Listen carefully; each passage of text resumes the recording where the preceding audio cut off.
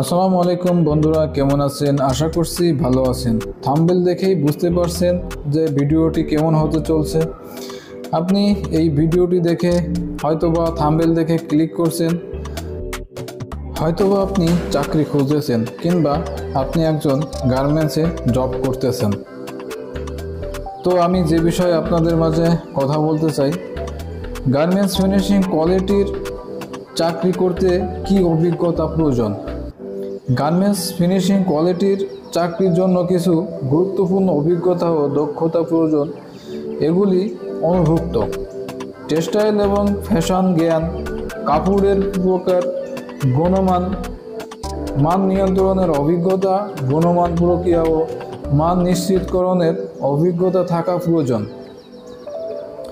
বিষয়ভিত্তিক প্রশিক্ষণ: অনেক সময় বিশেষ প্রশিক্ষণের মাধ্যমে ফিনিশিংয়ের দক্ষতা অর্জন করা হয়। বিস্তারিত মনোযোগ দিন। ছোটোখাটো ত্রুটি এবং গুণগত পার্থক্য শনাক্ত করার ক্ষমতা। বন্ধুরা, আরেকটি বিষয় যদি কথা বলি, সেটি হচ্ছে আয়রনম্যান, ফিনিশিং আয়রনম্যান। একজন ফিনিশিং আয়রনম্যানের কাজ কি? একজন ফিনিশিং আয়রনম্যান কাজ মূলত গার্মেন্টস ফিনিশিং প্রক্রিয়া একটি গুরুত্বপূর্ণ অংশ।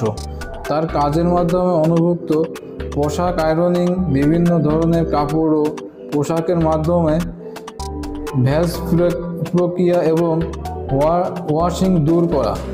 ফিনিশিং টেকনিক্যাল স্কিল: পোশাকের গুণগত মান বজায় রেখে ফিনিশিং মেশিন ও আয়রন টুল ব্যবহার করা।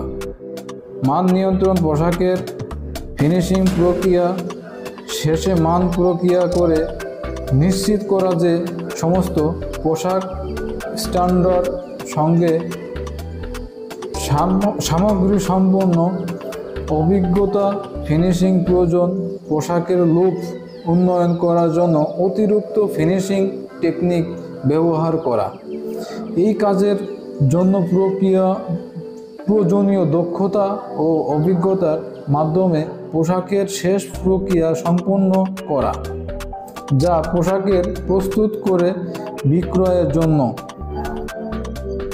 এই অভিজ্ঞতা এবং দক্ষতাগুলি অর্জন করলে গার্মেন্টস ফিনিশিং কোয়ালিটির চাকরির জন্য প্রস্তুত থাকা সম্ভব। প্রক্রিয়া সম্পর্কে ভালো ধারণা থাকতে হবে। ফিনিশিং টেকনিক্যাল স্কিল: বিভিন্ন ফিনিশিং টেকনিক যেমন প্রেসিং, স্টেইং, রিমুভাল এবং ফিনিশিং মেশিনের ব্যবহারের অভিজ্ঞতা।